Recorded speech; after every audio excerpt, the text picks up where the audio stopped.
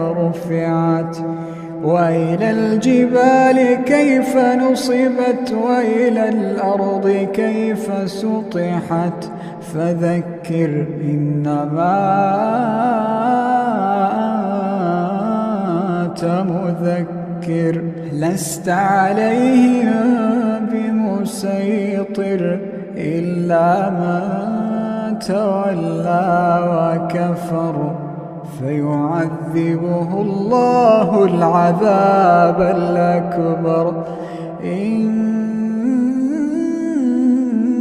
إلينا إيابهم